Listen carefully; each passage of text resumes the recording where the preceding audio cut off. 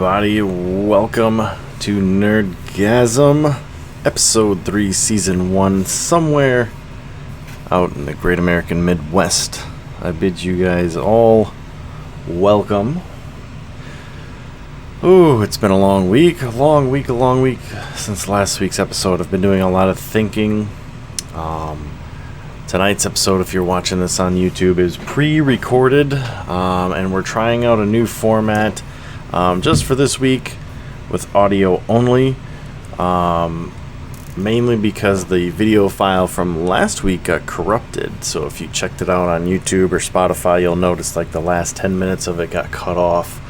We were having some technical issues as we explored some new software, and we weren't able to get it all working the way I had wanted to. But we are here now, trying out this format to see if it uses less computer resources and all of that stuff. But nevertheless, Season 1, Episode 3 of NerdGasm here. This season we're talking about UFOs, aliens, abductions, evidence of UFOs and extraterrestrials. And I've found it very compelling so far.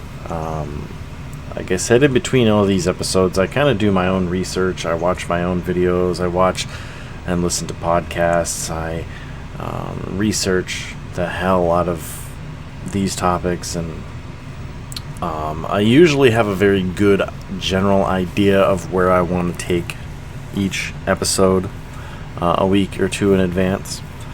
And I spend that free time, like I said, reading and getting all of the facts that I want to bring to the table for each episode, and just doing my own research, making sure I'm at least somewhat self-educated on the topic I want to talk about. In this particular episode, I did the same thing. Now, in this season, like I said, UFOs and aliens, and we went ahead and, for the first episode of the season, we went one direction, and then for the second episode we went another, but still covering the same general topic. And continuing with that theme, today we're talking about alien interventions. Now, what some of you might have an idea of what that refers to, some of you might not. In my terminology, in my understanding, the idea of alien intervention would be any time I feel an extraterrestrial force not from this planet interfered in our society, our culture, our way of life, our species, our planet, the things going on here. And whether that be in the past, present, whether that be subtly, whether it be passively or aggressively, or whether it be intentional or unintentional. Any extraterrestrial influence on us as a society and a species. So, alien intervention.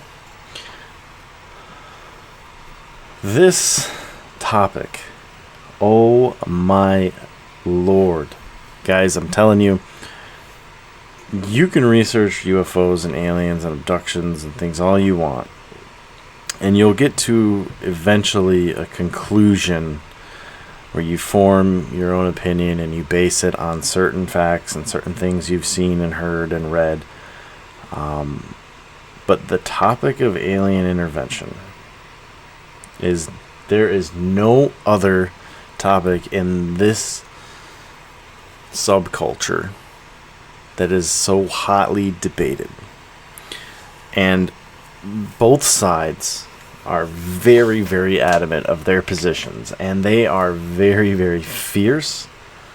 And I have seen it go all different directions. I've seen people that are believers in UFOs and aliens and abductions not believe in like ancient aliens and alien interventions, and I've seen it the other way. It is very contested.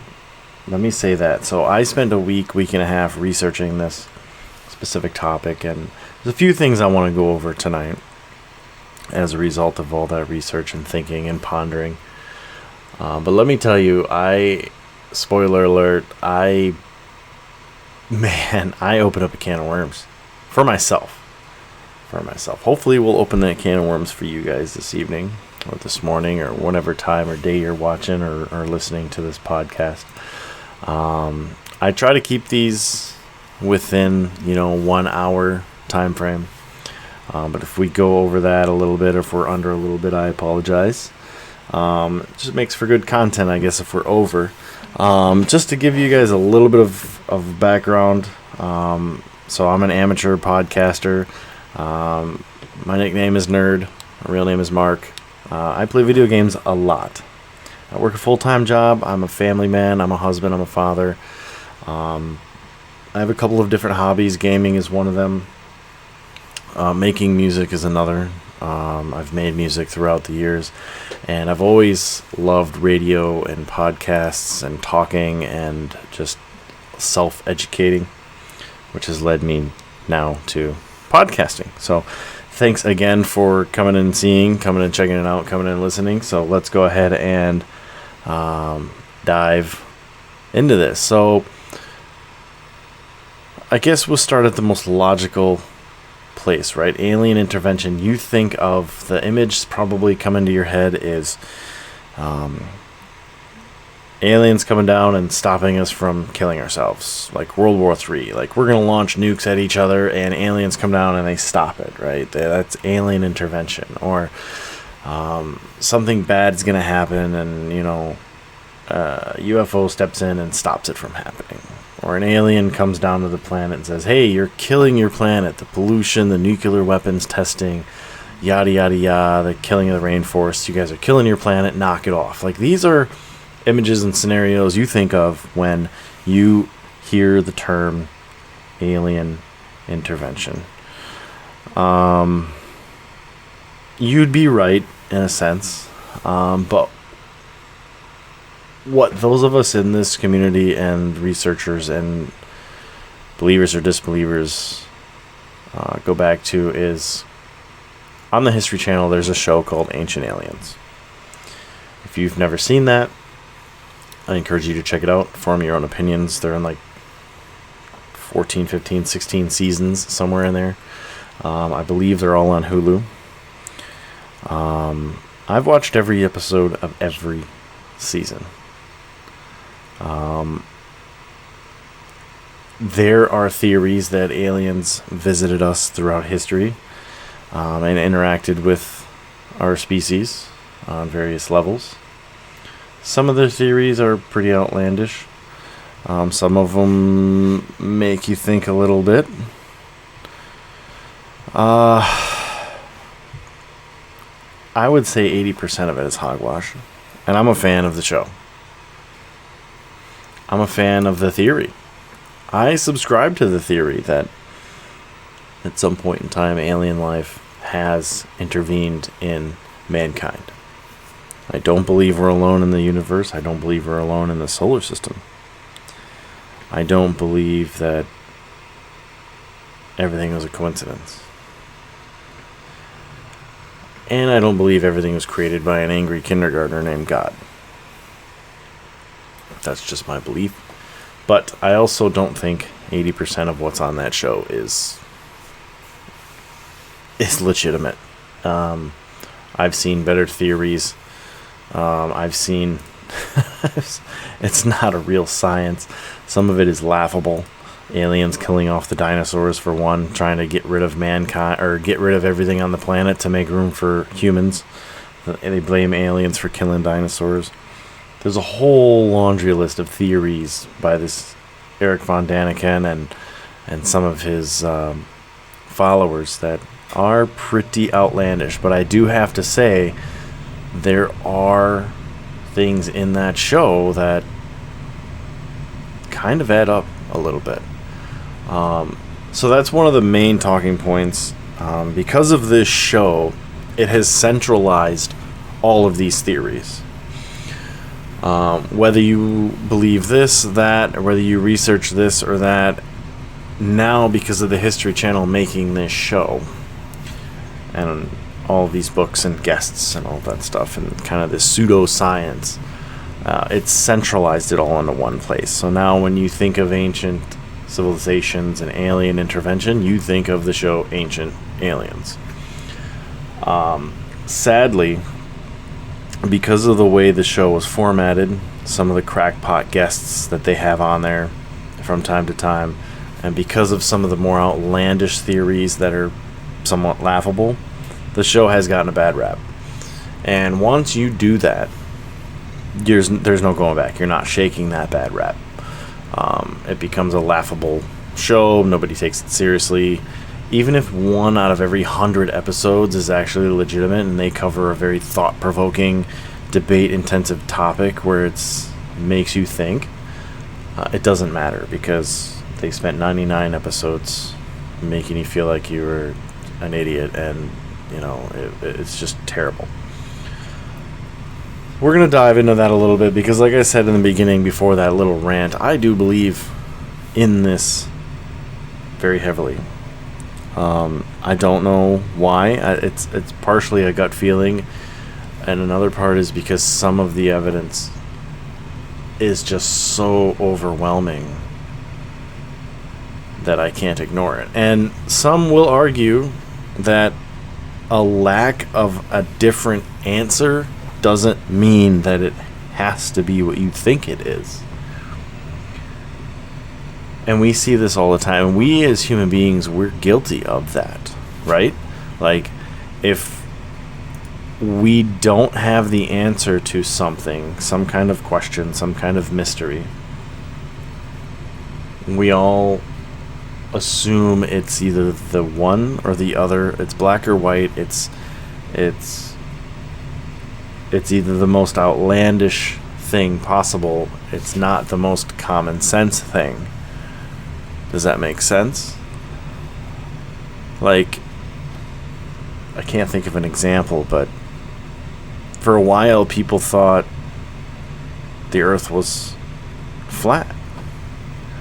Why? Because of a lack of evidence that it was round. They had no evidence that the Earth was flat. None. They thought if you sailed off into the ocean, you'd fall off on the other side. So it must be flat, right? But this has never happened to anybody. There's been no reports of boats falling off the edge of the Earth. So they didn't know any better. But anyway, I'm rambling. I've got only so much time.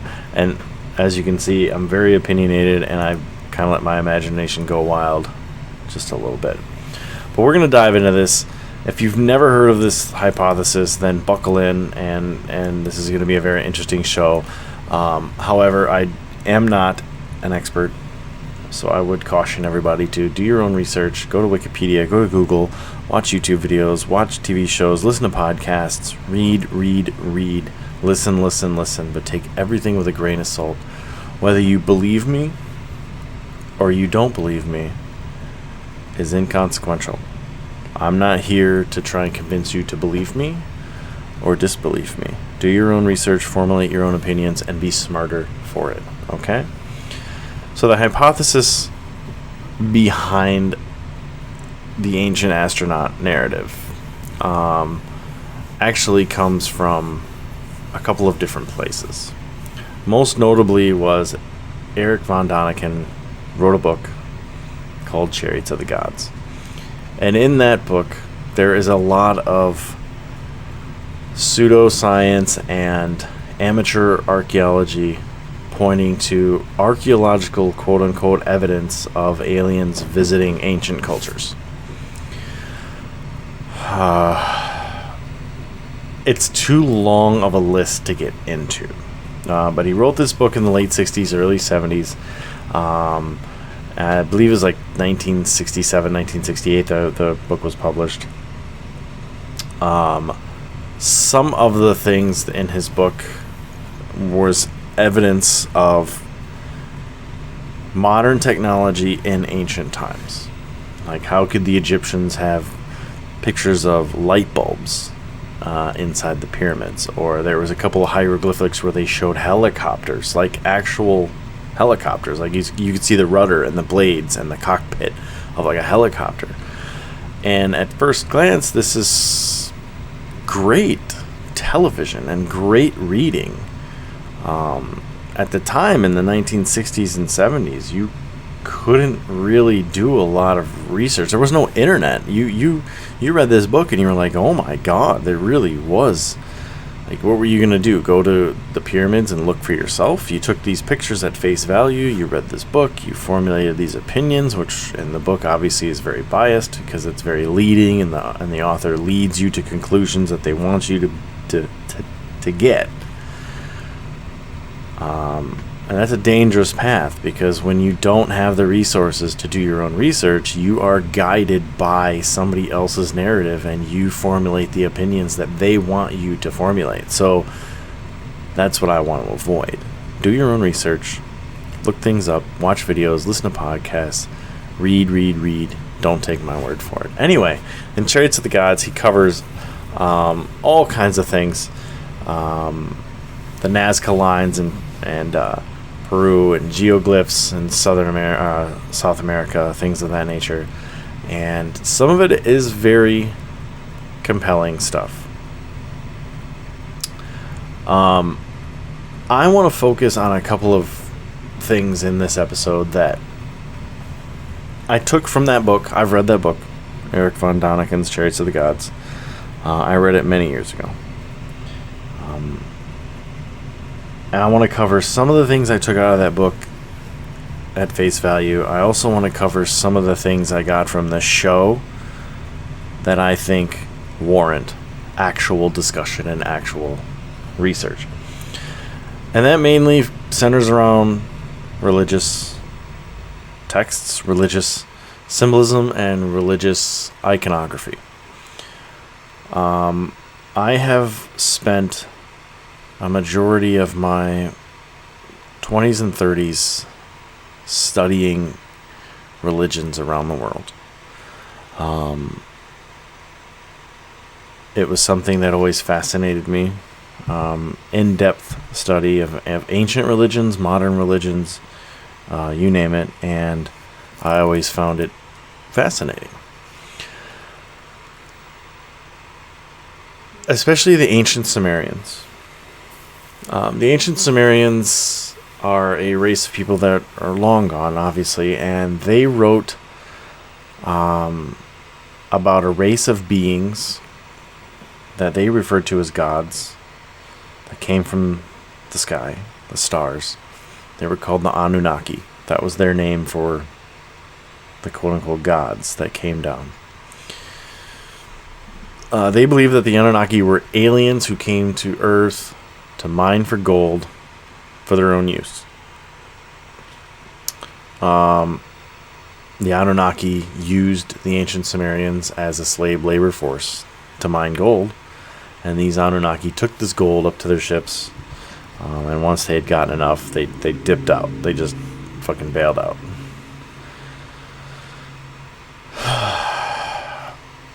I don't know if that's a failure in translation, if that's what they really thought. These were cuneiform tablets that these people were deciphering and learning this from. The ancient Sumerians believed that we came from the Anunnaki and we were seeded on this planet by an ancient race of beings. They didn't believe in an Adam and Eve. They didn't believe in creating the earth in 7 days. They believed that we were brought here and created by this race of beings for the sole purpose of general labor. That was it.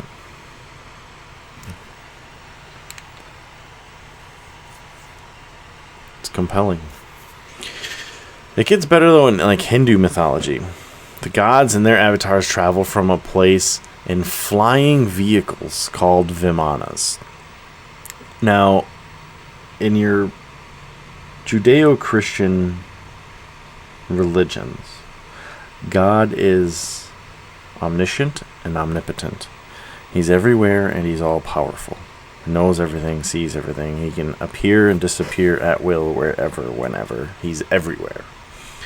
In Hindu mythology, the gods from the sky, from the stars, traveled from place to place in flying vehicles called the Vimanas.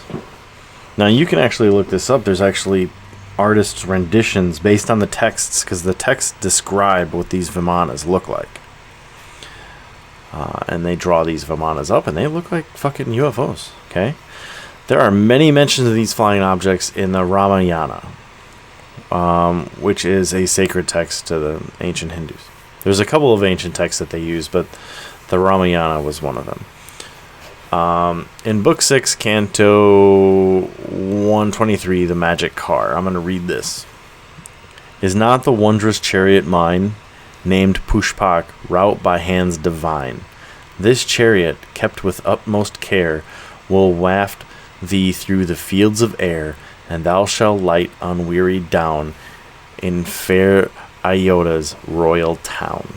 From Book 6, Canto 124, The Departure. Swift through the air as Rama chose, the wondrous car from earth arose, and decked with swans and silver wings, bore through the clouds its freight of kings. So Eric von Daniken discusses the Ramayana and the Vimanas in his book Chariots of the Gods, suggesting that they were space vehicles. To support this hypothesis, he offers a quotation which he says is from an 1889 translation of the Mahabharata, which is another holy religious text to the ancient Hindus. They flew with his Vimana on an enormous ray which was as brilliant as the sun and made a noise like the thunder of a storm. A ship traveling through the sky on a ray of light as bright as the sun with a noise like that of the thunder of a storm. That sounds like a rocket taking off. A ship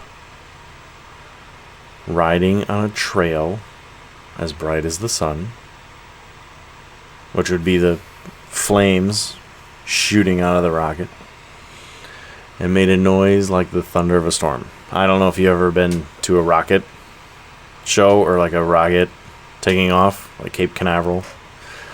It is fucking loud, okay? It's fucking earth-shattering loud.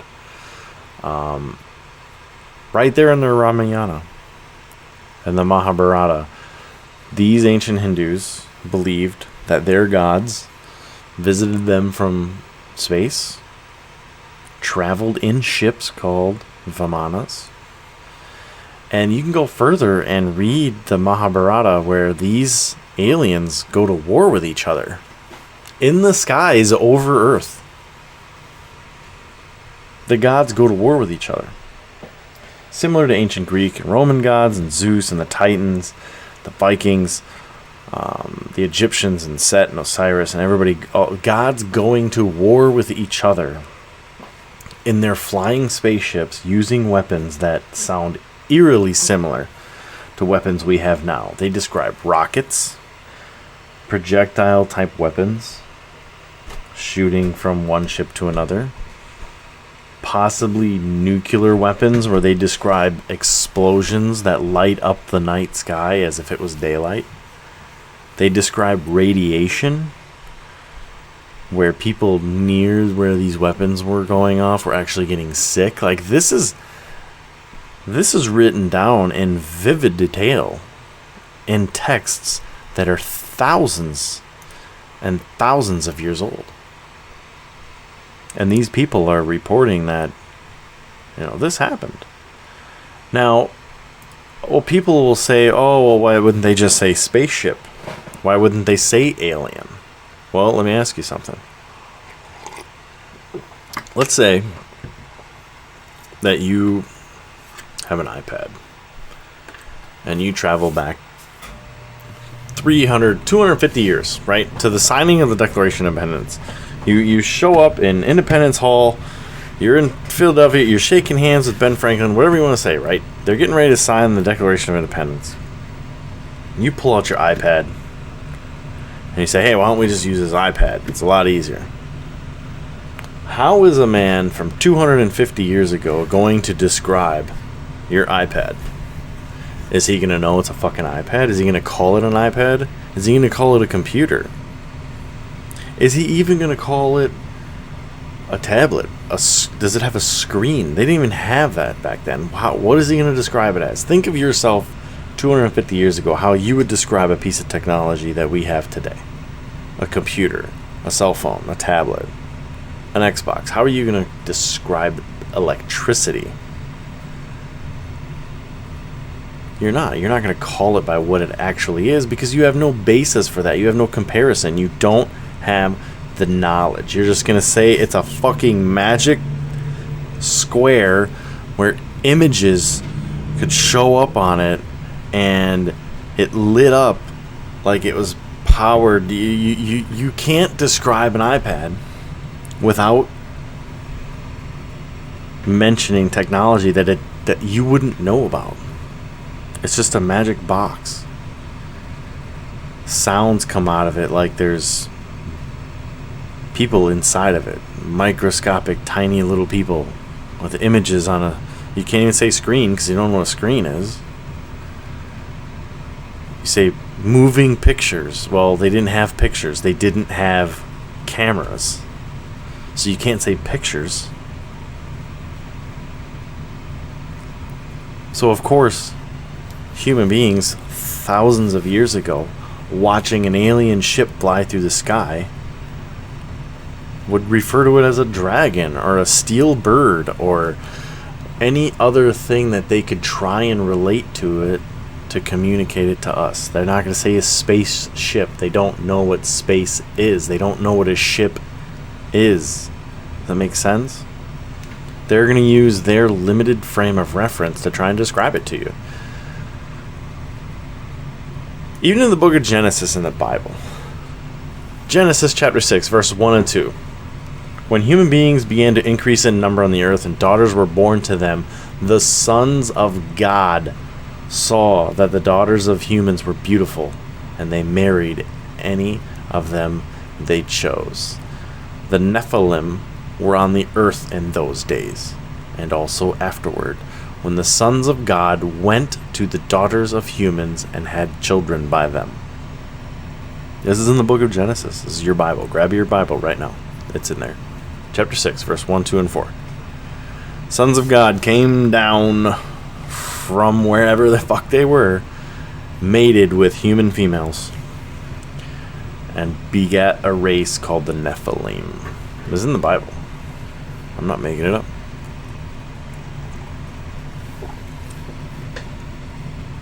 Even if you want to point fun at old hokey religions like Hinduism or the ancient Sumerians or whatever you might want to make fun of, when we start getting into Judeo-Christian religions and you're finding the same evidence of ancient beings coming down to our planet and intermingling with us,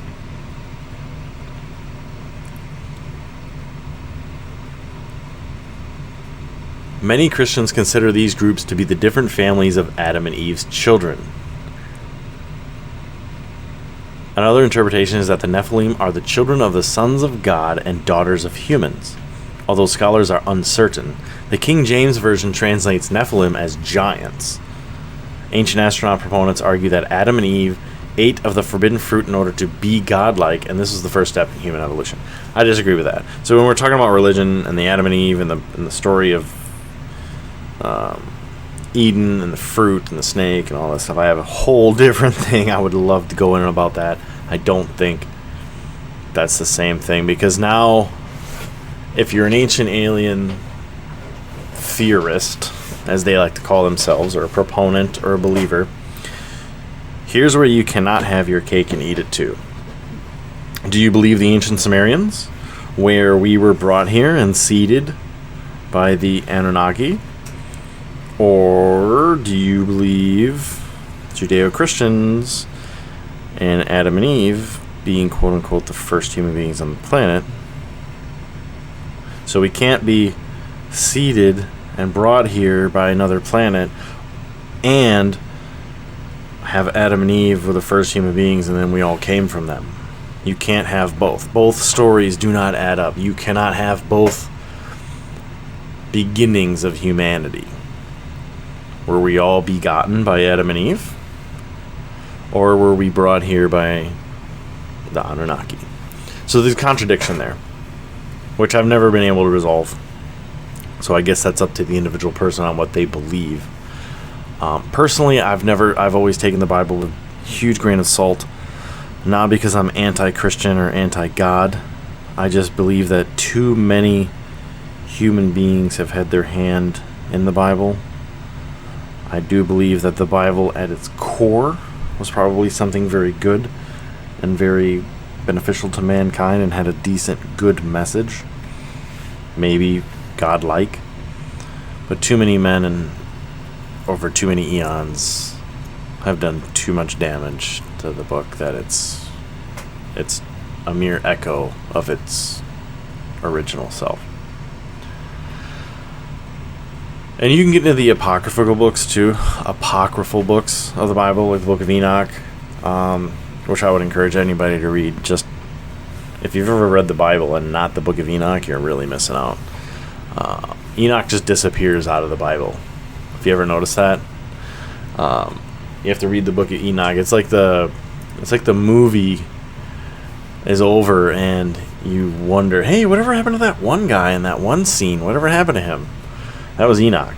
And you gotta watch like the fucking offshoot series movies that came out to explain. That's what the Book of Enoch is. In the Book of Ezekiel in the Old Testament, the Book of Ezekiel recounts a vision in which Ezekiel sees an immense cloud that contains fire and emits lightning and brilliant light. It continues, the center of the fire looked like glowing metal, and in the fire was what looked like 4 living creatures. These creatures, called cherubim, are described as winged and humanoid. They sped back and forth like flashes of lightning, and fire moved back and forth among the creatures. The passage goes on to describe 4 shiny objects, each appearing like a wheel intersecting a wheel. These objects could fly, and they moved with the creatures. When the living creatures moved, the wheels moved. And when the wheels moved, the living creatures moved. And this is exactly what I was just talking about. Somebody from thousands of years ago seeing something they could not explain and trying to tell a story based on their own frame of reference. These are farmers. These were people who barely were out of the Stone Age, describing a UFO as a wheel and a shiny object and creatures flying back and forth at the speed of lightning. And these objects look like wheels. Like that's your frame of reference. You see a UFO, it's round. You have 2 words that you can use to describe a UFO. Round, circle. And now you got a wheel. So you got 3 words. They look like a shiny wheel flying through the sky. And there's creatures with it. Wherever the creatures went, the wheels went. Vice versa. They flew like fast as lightning. This is in the Book of Ezekiel in the Old Testament.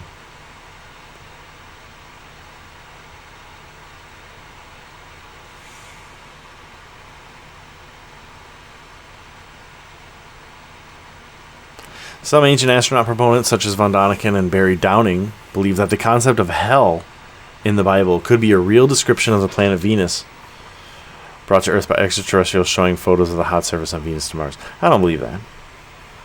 Some of that, I don't know. But aliens came to Earth, told mankind about Venus, and then they made it into hell. I don't know about that. Now, I'm Irish, or I'm half Irish. And the Tuatha De Danann is a very interesting book. I would encourage anybody to read it. It's ancient Irish and Gaelic stories and myths.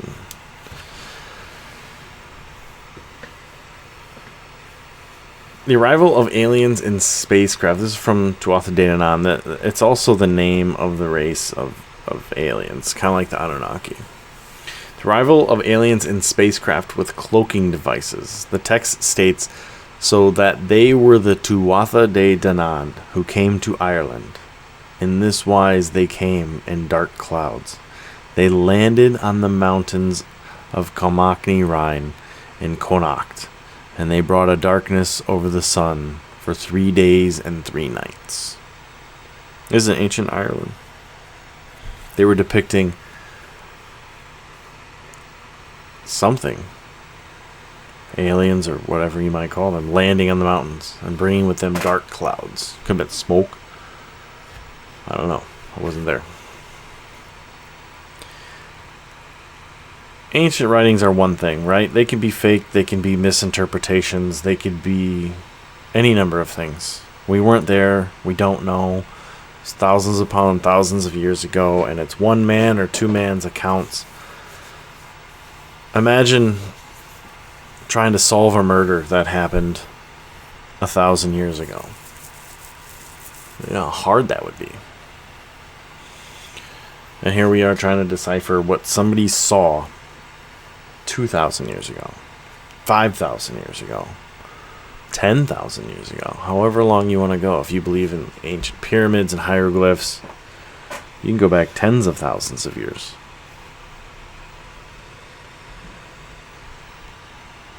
Ancient astronaut proponents believe Hopi cave drawings found in the desert link the origins of the Hopi and the Zuni tribes with quote-unquote star people. They point to similar etchings elsewhere as evidence that extraterrestrials visited many different ancient civilizations. I will agree. Ancient Native Americans and Indian tribes through North America and Central America, with their cave drawings and petroglyphs and art, have some very compelling imagery of, no doubt about it, like space alien looking creatures, UFO looking objects. And this is 500,000, 2,000 years ago. Ancient Native Americans talking about star people. Now, they still believe these myths and these legends. I live in the Midwest, and I have friends that are Native American. I live just a couple miles from a Native American reservation. I've asked this question of my Native American friends, and yes, their ancient cultures and their elders and their people that practice their religion on their reservation do believe in star people, that these beings are no different than us or their ancestors or their gods or their spirit guides, the people that come down from the sky.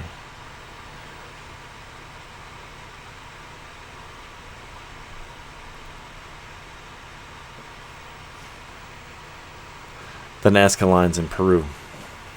I've never been to Peru. I'm imagining most of you have not, but this is something you could easily look up. NAZCA, the Nazca lines, are hundreds of huge ground drawings etched into the high desert of southern Peru. Some are stylized animals, some are humanoid figures, while others are merely straight lines hundreds of meters long. Hundreds of meters long. As the figures were made to be seen from a great height, they have been linked with the ancient astronaut hypothesis. I have seen these lines and these figures in Google Images, and I've even gone to Google Earth and looked at them and watched videos on them. From ground level, absolutely right. You can't see them. You're driving along the road, you're walking through the desert, you would not see these drawings or these images. But when you fly up into the air, yeah, you see spiders, you see snakes, you see people, you see geometric shapes. as if you were meant to see them from the sky. And now, is that evidence? No. But these were made 1,000 years ago, 2,000 years ago. Why? I don't know. Proponents of ancient astronauts' ideas say some artifacts discovered in Egypt are similar to modern planes and gliders. Yeah, we've seen that. We've looked at images of helicopters and hieroglyphics and things like that. Ancient structures. You know, things like Stonehenge or the Moai on Easter Island. You know, all those big giant statues with the big heads that weigh thousands upon thousands of pounds from a rock that can't even be found on the island. How'd they build the pyramids? We still don't know. Does that mean aliens did it? I don't know. Maybe there's a technology that's long lost that we don't know what they did or how they did it, but that doesn't mean aliens. It can't be, like I said in the beginning, a lack of evidence is not permission to jump to the most extreme conclusion. Just because we don't know how the pyramids were made or how the Sphinx was built doesn't mean aliens did it. It doesn't mean they didn't, but it's not an automatic free pass to apply the most extreme theory and say, well, you can't prove it's not. Well, that's fucking stupid, right? Like, I have this coffee mug in front of me, okay? I'm drinking tea. Well, this coffee mug keeps tigers away. No, seriously, it does. You don't see any fucking tigers around, do you? It must work. You can't do that and get a free pass. Well, can you prove that it doesn't keep tigers away? No, you can't. That doesn't give you a free pass to attach whatever wild theory or philosophy or idea you want to it and get a free pass. It just doesn't work that way. Although I do believe that there was probably some extraterrestrial influence. I do believe that we were seeded on this planet. I do believe that we were giving help throughout the course of human history. I do believe we were taught how to talk and how to do mathematics. I do believe we were taught basic ideas of building and structures and government, and we were given the seeds for things like religion and philosophy and art. But I don't think that the aliens landed, whipped up 100,000 people and said, let's build these fucking pyramids so we got a place to land our ship. I don't think that they were more outlandish theories of the pyramids being an ancient battery or a landing spots for alien spacecrafts. I don't believe that one bit. I believe that they were exactly what mainstream archaeology says they were. Tombs for past pharaohs and emperors, whatnot.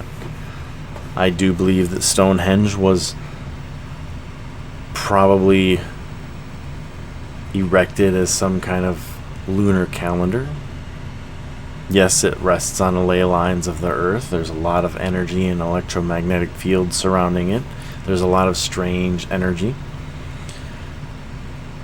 because of where it's built, and that's probably why it was built there. So who knows?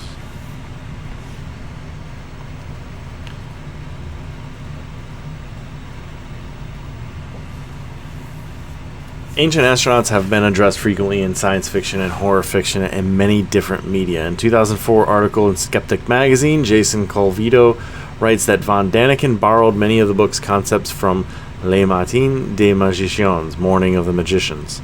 That this book, in turn, was heavily influenced by the Cthulhu mythos, and that the core of the ancient astronaut hypothesis originates in H.P. Lovecraft's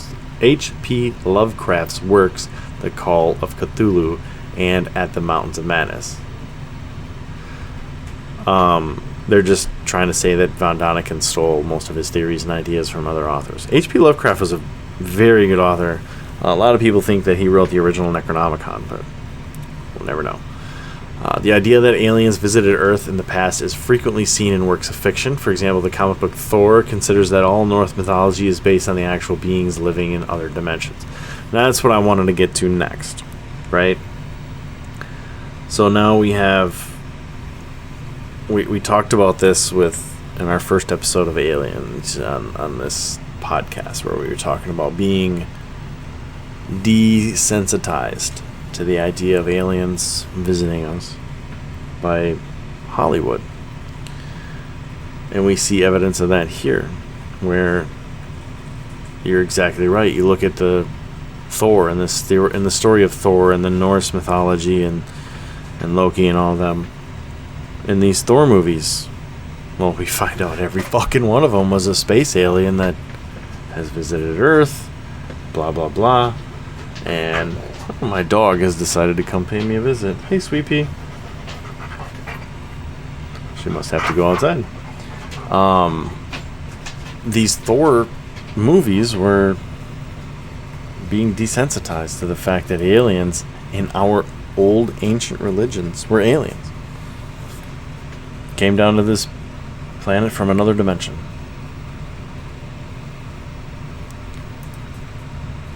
There's a laundry list of topics we can cover on this specific alien intervention idea.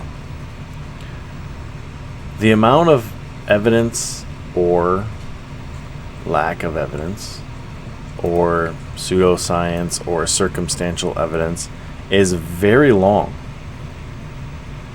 Like I said, I think there's like 18 seasons of just the Ancient Aliens show. There's theories upon theories upon theories that I could go on and on for hours upon hours talking about, guys, but you get to the point where you have ancient texts that you can't explain.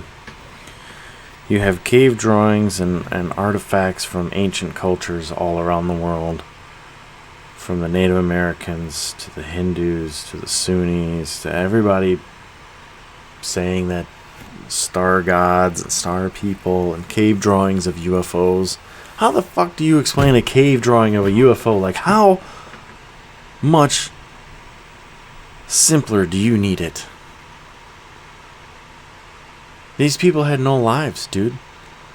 They farmed, they took care of their stock and their house and their crops, and that was it, bro. The little bit of spare time they had was drawing in a cave of them hunting deer and elk and some calendar stuff and maybe some general ideas and rituals and this fucking spaceship with these big bug-eyed aliens. Like, I don't think that they had that kind of imagination where they would make this up. And if they did, you mean to tell me it happened on a global scale?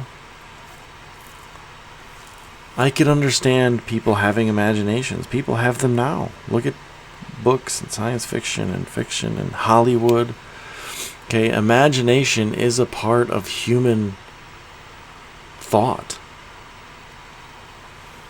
That's what we do when we have more than 5 seconds of peace and quiet to ourselves. Our minds wander. Our imagination takes over. That's part of the human equation. That's part of our brains. And that's what makes us what we are, right? Imagination. I can get a culture having an imagination and having entertainment and toys.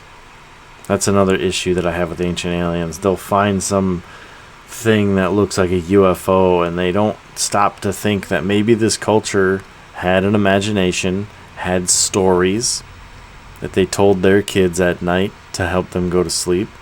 They didn't make toys for their kids to play with. It's like imagination didn't exist 2,000 years ago. If they talked about this, then it must have been evidence. No, maybe that's just a toy some guy carved out of a piece of wood or rock for his kid to play with, and you think it looks like an alien, or you think it looks like a UFO. I get that. And if it was just one or two isolated cases, I could accept that and I could move on from that, people. But what bothers me the most is the preponderance of it on a global scale through centuries and centuries and eons. The same underlying idea of our quote-unquote gods coming down from the sky, doing this, doing that, saying this, saying that, giving us this, giving us that. And they all look the same. They look the same. Pick a culture. Pick a spot on the globe. Pick Africa, Australia, Native Americans in North America. These cultures never interacted with each other. There was no internet. People didn't fly from point A to point B. They didn't get in boats and swim all the way around the world telling stories to each other. These cultures never interacted with each other, ever. The ancient Mayans never interacted with the ancient Egyptians. Well, some people think they did. Right, because they built pyramids. It ain't fucking hard to come up with the idea of a pyramid, okay?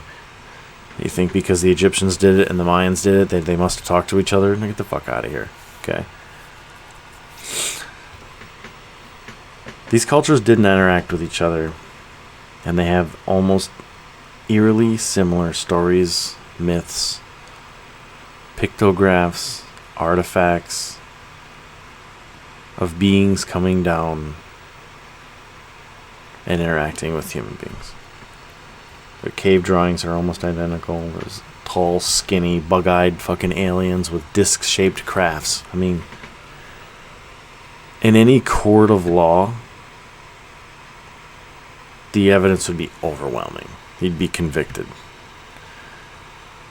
There comes a point in time where too much circumstantial evidence is evidence.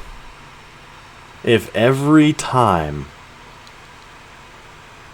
Bruce Wayne leaves the room, Batman appears, well, I got news for you. You don't have any evidence that Bruce Wayne is Batman, but they're never in the fucking room together, are they? So there is a point in time where there's just so much circumstantial evidence that you just have to, you can't ignore it anymore. So that's what I would challenge you guys to do. Take a look at some of the quote-unquote evidence. Go look it up. Do your own research. You got 10 minutes you're killing, you're stuck in traffic, or, don't do it while you're driving, but you're at work, you're on break, you're on the shitter at home after a long day, you're chilling in bed trying to fall asleep, and you're just sick of TikTok. Do some Googling. Listen to a podcast, or look up something and educate yourself. You'd be surprised what you find out. And with that, I'm going to end this evening's show. I want to thank everybody for coming out and listening. If you're listening to this on YouTube, you are ahead of everybody else. Sorry this episode did not include any video. Like I said, I'm experimenting with a new format. We are on Spotify and Amazon Music. Links to that down below. Be sure to click that like and subscribe button. Help a small channel out in the big YouTube universe. Head on over to our Discord if you want to talk about the podcast, if you want to offer suggestions for future topics, if you want to offer comments on anything we've covered so far. You will always find them on our YouTube page. I know you can't really do that on Spotify or Amazon Music, so head on over to our YouTube. The shows are always uploaded there first. My name is Nerd. Thanks again for hanging out in my dungeon and listening to NerdGasm. Next week, episode 4, we're going to dive into something a little bit more juicy. In the meantime, guys, stay educated, do some research, tell somebody you love them, and make every day count. I'll catch you guys in the next one. Peace out.